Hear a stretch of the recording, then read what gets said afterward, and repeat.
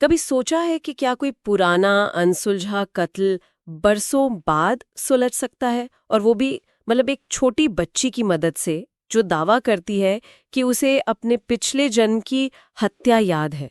ये सुनने में किसी फिल्म की कहानी जैसा लगता है ना? बिल्कुल, ये सोचने में ही अजीब लगता है। लेकिन आज हम जिस वाक़ये के परतों को खुलने जा रहे हैं, वो कोई कहानी नहीं है।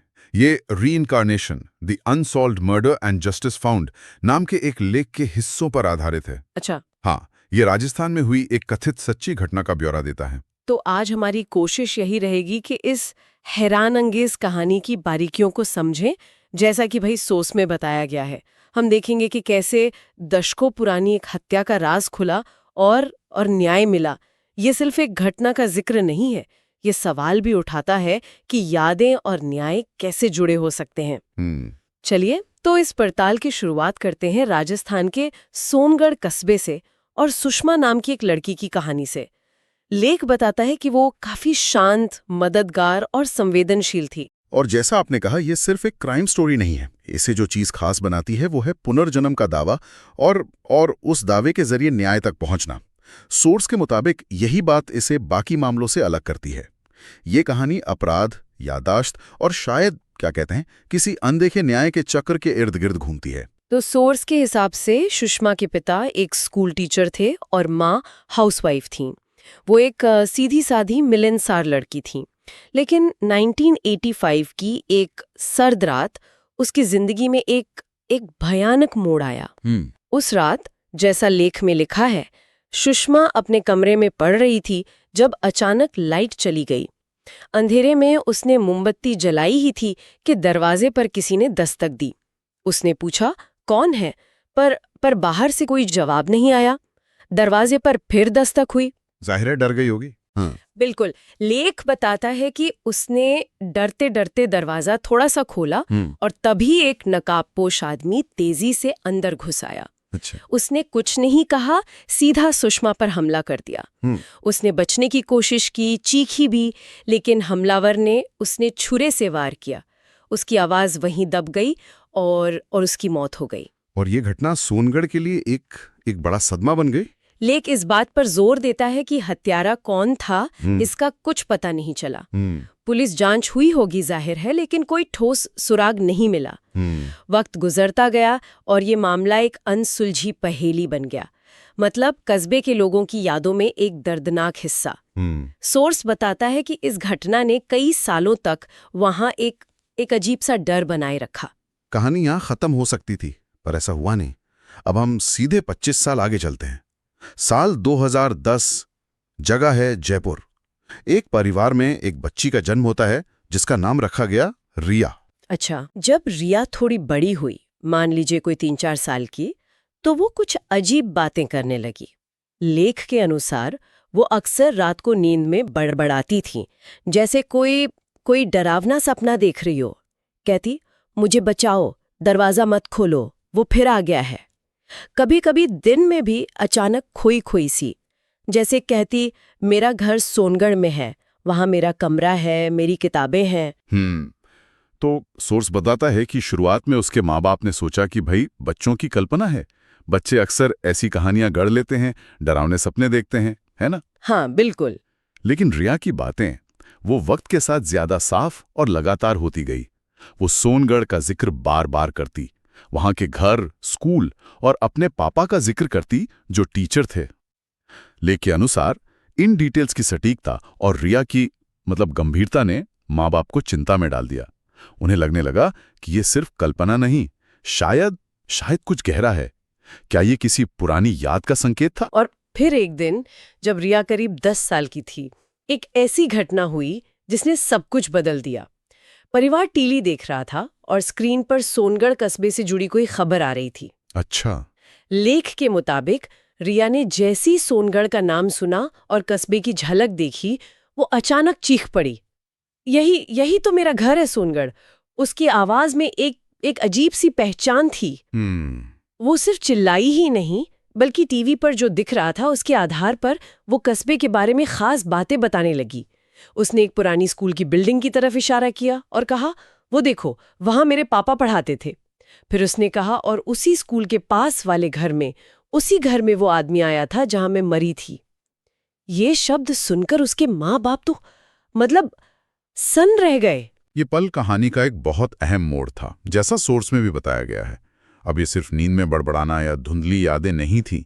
रिया ने एक खास जगह सोनगढ़ और वहां हुई एक भयानक घटना से खुद को जोड़ा था। लेख बताता है कि उसकी बातों में इतनी पुख्तगी और जानकारी थी कि माँ बाप का शक वो यकीन में बदलने लगा। उन्हें लगा कि भाई अब तो सोनगढ़ जाकर सच्चाई का पता लगाना ही होगा। मुश्किल फैसला था, पर रिया की हालत देखकर उन्हें यह जरूरी लगा। तो वो रिया को लेकर सोनगढ़ पहुंचे। लेख इस यात्रा के बारे में बताता है कि जैसे ही वो कस्बे में पहुंचे, रिया का बर्ताव बदल गया। वो एकदम जैसे आत्मविश्वास से भर गई, जैसे बरसों से वहीं रहती हो। अच्छा? बिना किसी हिचकिचाहट के। हाँ। उसने किसी से रास्ता नहीं पूछा, वो खुद ही गलियों में आगे बढ़ती गई, बताती गई यहाँ से बाएं मुड़ना है, वो सामने मंदिर है जहां मैं रोज सुबह जाती थी। फिर एक संकरी गली की तरफ इशारा करके बोली, इस गली में मेरी सहेली रहती थी, हम साथ खेलते थे। ये सब देखकर उसके माँ बाप हैरान थे। बिल्कुल। पड़ा हो। ओके। लेख के अनुसार उस घर को देखते ही रिया कांपने लगी। उसकी आंखों में डर साफ दिख रहा था। उसने धीमी कांपती आवाज में कहा, यहीं इसी घर में उसने मुझे मारा था। मॉल एकदम भारी हो गया था। समझा जा सकता है। वो हिम्मत करके घर के टूटे दरवाजे से अंदर गई। घर के अंदर धूल और जाले भरे थे। रिया सीधे एक कमरे की तरफ बढ़ी और दरवाजे पर हाथ रखकर कहा, ये कमरा, यहीं मैंने अपनी आखिरी सांस ली थी। ये सोचना भी कितना अविश्वसनीय रहा होगा। सोर्स इसी बात पर ध्यान खींचता है कि एक 10 साल की बच्ची जो इस जन्म में पहले कभी सोनगढ़ आई ही नहीं थी, वो एक अनजान कस्बे में न सिर्फ रास्ता पहचान रही थी, बल्कि सालों पहले हुए एक जुर्म की जगह को और उस खास कमरे को इतनी सटीकता से पहचान रही थी। लेकिन अनुसार वहां जो लोग जमा हो गए थे धीरे धीरे, वो भी ये सब देखकर हैरान थे। ये समझ से परे लग रहा था। उनकी बातें सुनकर पास में रहने वाले एक बुजुर्ग आदमी आगे आए। उन्होंने हाँ कहा कि भाई कई साल पहले इस घर में सुषमा नाम की एक लड़की की बेरहमी से हत्या हुई थी। वो टीचर की बेटी थी और उसका कातिल कभी पकड़ा नहीं गया। ये सुनते ही रिया के माँ बाप को लगा कि रिया की बातें सच थीं, लेकिन अब सवाल था आगे क्या करें। हाँ, ये तो बस शुरुआत थी शायद। कहानी में असल रोमांच और रहस्य तब और गहरा हुआ जब रिया, जिसे अब लोग शायद सुषमा का पुनर्जन्म मानने लगे थे, उसने कुछ ऐसे सुराग दिए जो सिर्फ सुषमा ही जान सकती थी। लेख के अनुसार उसने उसी कमरे में एक पुरानी लकड़ी की अलमारी की तरफ इशारा किया और कहा, उस अलमारी के अंदर देखो, सबसे ऊपर वाले खाने में मेरी एक टूटी हुई घड़ी रखी है। टूटी हुई घड़ी अलमारी में? हाँ। लोग हिचकिचाए पहले तो, लेकिन फिर अलमारी खोली गई और सच में जैसा रिया ने बताया था, धूल और पुराने सामान के बीच एक छोटी टूटी हुई कलाई घड़ी मिली। ये देखकर तो वहां जितने लोग थे सब दंग रह गए। यकीनन। लेकिन रिया यहीं नहीं रुकी। उसने एक और हैरान करने वाली बात कही।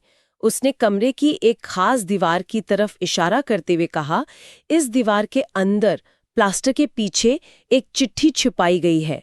वो चिट्ठी मैंने मरने से ठीक पहले लिखी थी। दीवार के अंदर चिट्ठी? ये तो और भी ज्यादा अजीब है। सोर्स बताता है कि लोगों में बहस छिड़ गई। कुछ को लगा ये नामुमकिन है, तो कुछ सच जानना चाहते थे। आखिरकार उस जगह से प्लास्टर हटाया गया, दीवार को धीरे धीरे तोड़ा गया और सबके होश उड़ गए जब दीवार की ईंटों के बीच से वाकई एक पुराना मुड़ा तोड़ा लिफाफा निकला। लेख इस पल को कहानी का क्लाइमैक्स जैसा बताता है।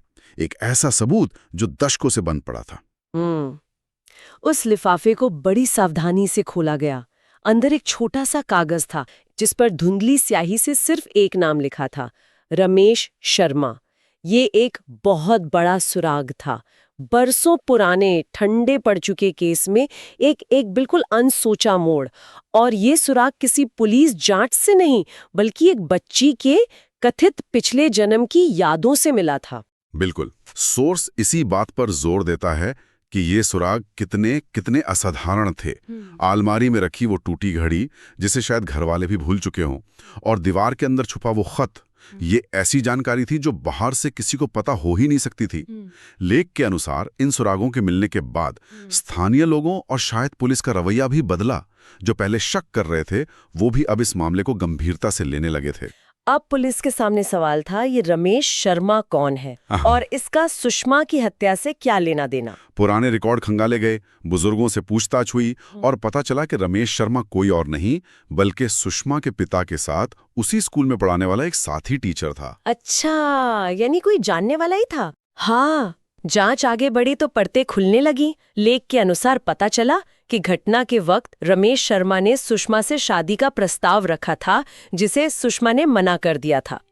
इसी बात से रमेश वो बहुत गुस्से में था और अपमानित महसूस कर रहा था। गुस्से में आकर उसने उस रात सुषमा की हत्या कर दी और सबूत मिटाकर किसी को शक होने से पहले ही कस्बा छोड़कर भाग गया था। इतने सालों तक वो अपनी पहचान छुपाकर कहीं और रह रहा था। पुलिस के लिए ये एक चुनौती रही होगी। दशकों पुराना मामला और मुख्य गवाह एक बच्ची जिसकी गवाही की कानूनी मतलब वैधता पर सवाल उठ सकते थे। लेकिन सोर्स बताता है कि रिया की दी गई जानकारी, खासकर वो चिट्ठी जिसमें रमेश का नाम था, वो एक मजबूत कड़ी साबित हुई। पुलिस ने नए तरीकों और पुराने रिकॉर्ड्स की मदद से रमेश शर्मा का पता लगा ही लिया। वो अब एक दूसरे शहर में रहता था और काफी बूढ़ा हो चुका था। लेख में लिखा है कि इतने सालों तक कत्ल का राज सीने में दबाए रखने का बोझ वो उसके चेहरे और हाव भाव पर साफ दिख रहा था। पुलिस रमेश को पकड़कर सोनगढ़ लाई। जब उसका सामना रिया से करवाया गया तो लेख के अनुसार एक बड़ा नाटकीय सीन हुआ। बूढ़े रमेश ने रिया को देखा और पहचानते ही उसका चेहरा सफेद पड़ गया। वो कांपने लगा। उसके मुंह से अपने आप ही निकल पड़ा, तू तो सुषमा, जैसे उसने कोई भूत देख लिया हो। बाप रे। रिया ने, जो अब तक शांत दिख रही थी, बड़ी हिम्मत से जवाब दिया, हाँ, मैं सुषमा हूँ। न्याय देर से मिला पर आखिरकार मिल गया। उसका ये जवाब सुनकर रमेश एकदम टूट गया। इस कहानी का अंत भी कम नाटकीय नहीं है ना?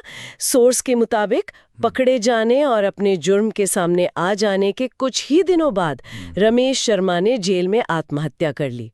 शायद वो इतने सालों का अपराध बोध, पकड़े जाने की शर्म और सजा के डर का सामना नहीं कर पाया। इस तरह सुषमा की हत्या के दशकों बाद न्याय का चक्र पूरा हुआ, भले ही उसका अंत दुखद था। ये दिखाता है कि कैसे अतीत की गूंज भविष्य में लौटकर अपना हिसाब पूरा कर सकती है। और रिया का क्या हुआ? रमेश के मौत के बाद उसमें क्या बदलाव आया? लेख के अनुसार उस रात रिया ने एक सपना देखा। उसने देखा कि सफेद साड़ी पहने सुषमा मुस्कुरा रही है और धीरे धीरे ऊपर आसमान की ओर जा रही है, जैसे वो अब आजाद और शांत हो। अगली सुबह जब रिया उठी तो उसने अपने माँ बाप से कहा कि वो बहुत हल्का महसूस कर रही है, जैसे उसके कंधों से कोई बहुत बड़ा बोझ उतर गया हो। अच्छा। और सबसे जरूरी बात, जैसा कि सोर्स बताता है, उस दिन के बाद से रिया ने नींद में बड़बड़ाना बंद कर दिया। उसने सोमनगढ़ या अपनी पुरानी यादों का जिक्र करना भी छोड़ दिया। वो वापस एक सामान्य, खुश रहने वाली बच्ची बन गई। ऐसा लगा जैसे उसका इस दुनिया में दोबारा आने का जो कथित मकसद था, अधूरे न्याय को पूरा करवाना, वो पूरा हो गया था। कहानी का ये हिस्सा जैसा सोर्स में दिया गया है वो भावनात्मक तौर पे काफी गहरा है। ये इस विचार को सामने रखता है कि न्याय मिलने के बाद ही शायद उस कथित आत्मा को शांति मिली, जैसा रिया के सपने और उसके व्यवहार में आए बदलाव से संकेत मिलता है।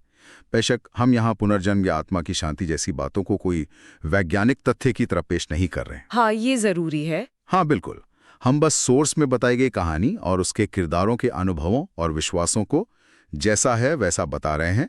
ये कहानी के भावनात्मक अंत को दिखाता है। तो ये थी सुषमा की हत्या और रिया के पुनर्जन्म की वो असाधारण कहानी, जैसा कि हमें सोर्स लेख से पता चलता है। एक लड़की की अनसुलझी हत्या, 25 साल बाद दूसरी लड़की का जन्म जिसमें उस हत्या की यादें थीं, सोनगढ़ की वो रहस्यमय यात्रा, दीवार में छुपे खत जैसे अविश्वसनीय सुरागों का मिलना, और फिर दशकों बाद कातिल की पहचान और न्याय का मिलना। वाकई सोचने वाली बात है। जैसा कि हमने शुरू में कहा था, हमारी ये पूरी बातचीत उस लेख पर आधारित थी। उस लेख में एक लाइन है जो शायद इस पूरी कहानी का सार बताती है। कभी कभी आत्मा लौटती है सिर्फ इसलिए कि अधूरा न्याय पूरा हो सके। ये पंक्ति कहानी के केंद्रीय दावे को सामने रखती है।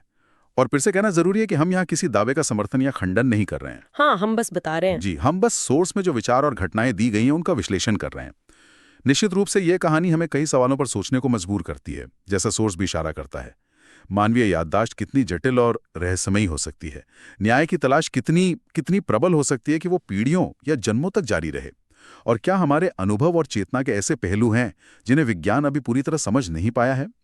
ये कहानी अतीत, वर्तमान और भविष्य के बीच एक अनोखे पुल की तरह लगती है। स्मृति के बीच का ये गहरा रिश्ता मानवीय अस्तित्व के बारे में क्या बताता है? ऐसी कहानियां हमें अपने अनुभवों और दुनिया को समझने के किन नए दरवाजों पर लाकर खड़ा करती हैं?